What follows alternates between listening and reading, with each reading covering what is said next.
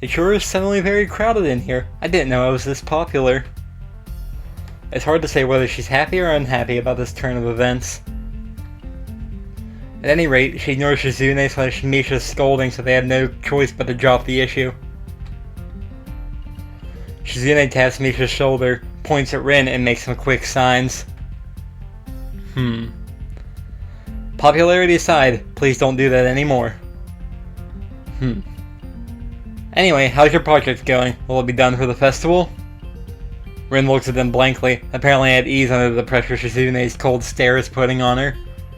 I keep wondering about that myself, too. And? So what's her project? We'll think about it harder. Good attitude. As Misha signs her reply to Shizune, her face turns into an unsatisfied frown. Miss Tezuka, please try to take this seriously. It'll be a disaster if the wall looks like someone threw up their lunch onto it. Rin nods assertively. We'll think more seriously. Misha actually giggles at that, but Shizune doesn't, not even after translation. She just shakes her head, takes the materials from me, and walks off with Misha in tow. Rin frowns thoughtfully as she looks after the retreating student council duo. How rude. It's true though, I must finish my project before the weekend. There will be dire consequences if I don't. The end of the world as we know it. Like weekends usually are, but more dire. Hey, the world ends every weekend. Much more dire. I agree. Maybe I'll postpone my nap to unforeseen future. Well, see ya, I guess. I'm about to ask what project she has and what are these apocalyptic... Jesus. I'm about to ask what project she has and what are these apocalyptic... I'm about to ask what project she has and what are these apocalyptic... I don't know why I'm stuttering with that. I can say it, apocalyptic. I'm about to ask what project she has and what are these apocalyptic consequences, but she walks back into the art classroom. Since you have nothing to do, would you give me a hand? This paint can doesn't fit into my bag, but I need it. She kicks slightly at a huge can of paint that's lying on the floor next to the table she was sitting and sleeping on. It lets out a dull clang. Being the gentleman I am, I naturally pick it up. Heavy. Yeah, sure. Where do you need to take it? That would be hard to carry away. That's specific. And with that, she takes off into the hallway, meaning the paint can following since there's little choice for either of us. The hallway is quiet and empty now with Shizune and Misha gone, so we too leap towards the stairwell at the other end. Every 10 or 15 or 20 steps I have to change the can from one hand to another because a thin handle cuts into my palm. At least it keeps my arms from tiring too fast. Rin strolls on beside me with an uneven pace that I have trouble matching, or maybe I am walking weird because of the extra weight. It seems one of us is constantly walking too slow or too fast, and I can't figure out which. 2 flights of stairs below, trouble appears in the form of the head nurse and his fox-like grin. Oh no. Ah, Mr. Nakai, what a happy coincidence. Tezuka too, of course. He nods courteously to Rin, who does not acknowledge him back, then turns to me because obviously it's me who he had some business with. What is this, thing? Waylay? Oh, I-E-I-O-U? There was something I forgot to mention on Monday. Oh, his grin's gone. I nod and wait impassively because I can't even begin to guess what he forgot. The feeling of the handle delving deeper into my skin doesn't make me feel enthusiastic about this interruption, either. It's about your medications. Since you haven't been that long on your current medications, there might be some unexpected side effects which might require adjusting dosages or even changing to another kind of medication.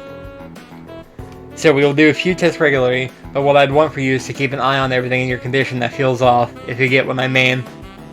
Nausea, headache, anything, and come see me if something happens. Alright.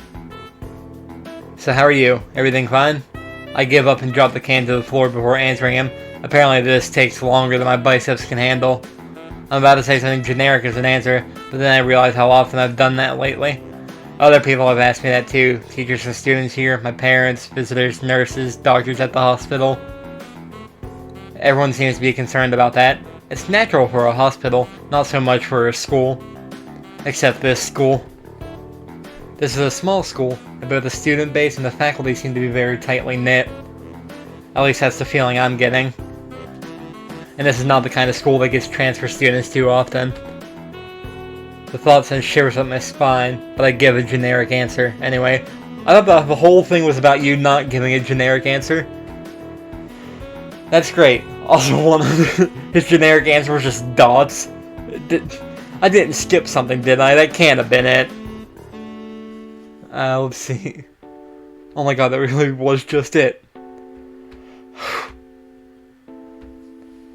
That's great. Also, one other thing. My sources tell me that you've been at neither the school track nor even the pool, so I'd like to know if you have taken up exercising as I asked. Of course I haven't, but his way of inquiring gives me the feeling that I should have been running my ass off on the track since the very first day. You have people spying on me? Not as such, I just happen to know a few people, but that's not the issue here, so don't try to slip out of it. Well, I was actually just doing some improvised weightlifting as an exercise. I pick up and lift the can up and down a few times like some sad imitation of a bodybuilder, even though it's weighing down my arms painfully. The stupid grin disappears on his face for a second, then comes back like it was never gone. Tezuka, would you give us a second? Oop. The nurse grabs me by the shoulder without waiting for Rin's permission, which he didn't need in the first place, and drags me aside. When I told you to exercise, I wasn't joking. I understand that you are still in your first week and all, but please don't ignore the importance of this. That's weird not seeing him smile. The reason I'm coming down this hard on you is that habits are not easy to form. The more you slip and postpone, the harder it will be. It's the same with everything, like dieting. Can you promise me to be more serious about this from now on? Yes. Yeah, I promise. Definitely. He studies me for a moment and shrugs, smiling again. Okay, that's more like it. If you go to the school track tomorrow morning, you'll meet my spy, who probably has no qualms offering consultation to you if you want to jog a bit. Is that the girl without the legs? Consultation? See you around. I think that's the girl without the legs then. He leaves with a wave of his hand and no answer, and I walk to Rin, who has been waiting, idly leaning against the hallway wall and staring at the pale lighting fixtures in the ceiling. Even when I approach, she doesn't move her eyes off them. Are you getting medications for your heart thingy? Are you listening? It comes out more accusatory than I intended, accidentally lashing out on her. But even so, I don't really want to start talking about it. I just met her. I don't know her. It's not her business. The nurse seems to be half ignorant about confidentiality too, talking about that kind of thing in public. But it's not Rin's fault, is it? I look up at her, suddenly feeling a bit guilty, but Rin is just staring past my shoulder quizzically, her head tilted like a bird's. I don't know why this is so hard for me. It feels like there is some inexplicable lock that prevents me from being more upfront about this.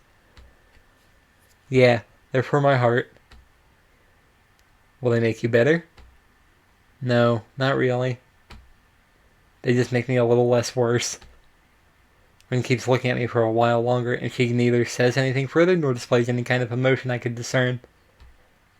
I'm thankful that she doesn't. I think I'm still not quite used to all of this.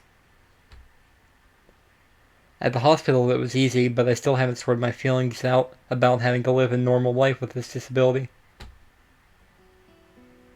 We leave the main building, and Rin leads us onwards towards the dorms. We stop at the small patch of greenery in front of the dorm building.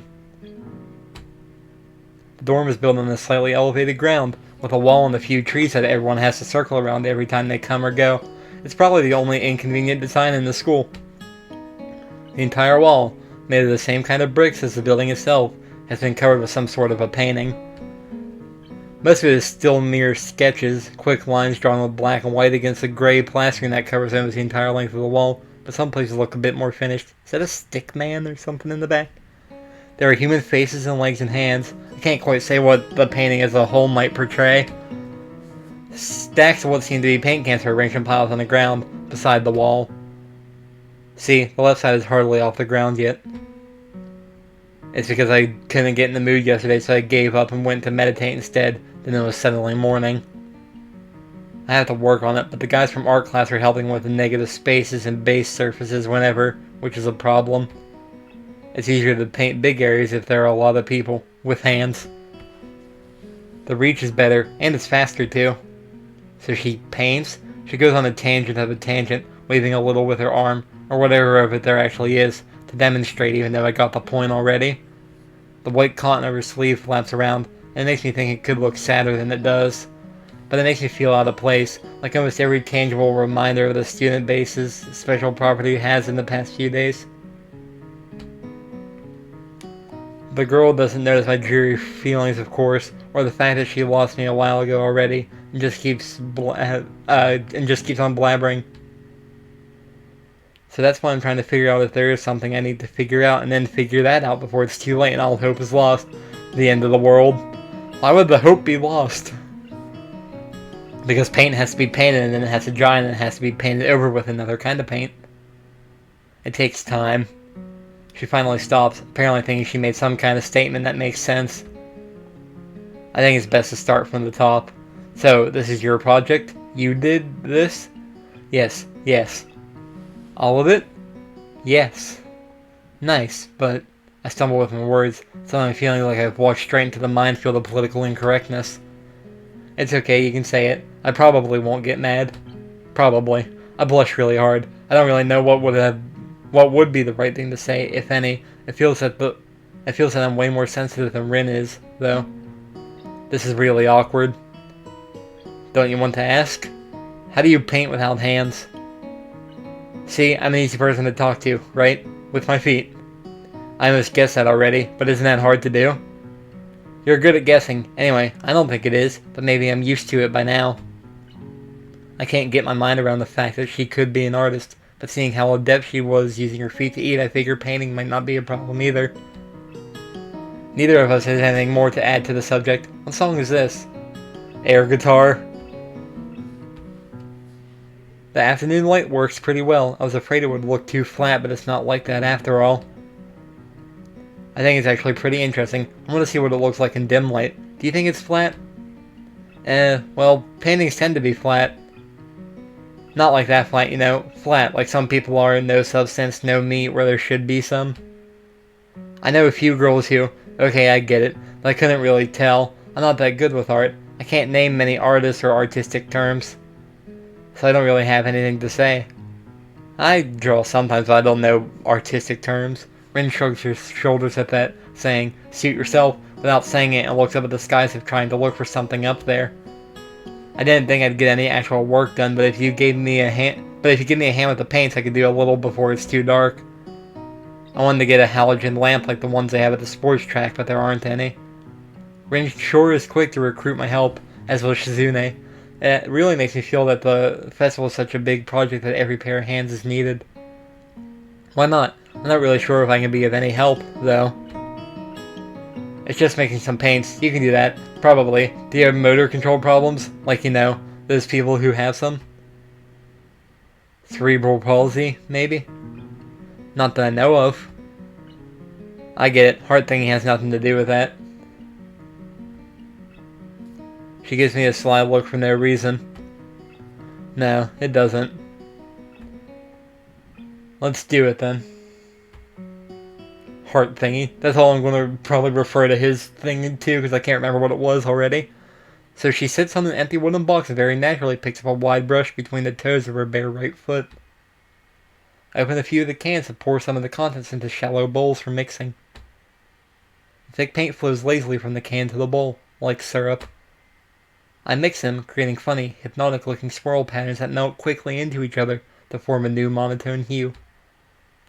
Rin sets to work, every now and then asking me for a hand with something or the other. Finding different brushes is easy enough, but making the paints to be the exact tone this girl is apparently seeing in her head is a frustrating ordeal. She wants precision down to the last milliliter before she is satisfied, but her instructions are obscure at best. Add half a splash of green. I crouch down to pick up the can of bright green. The other green. This green. Wait. Before that, what did she say? Well, that's why it's called the other green now. Yeah, that was right, it was bright green. Anyway, let's return. The other can, this green. Ooh, I can't really pour some of the other green paint into the mixing bowl.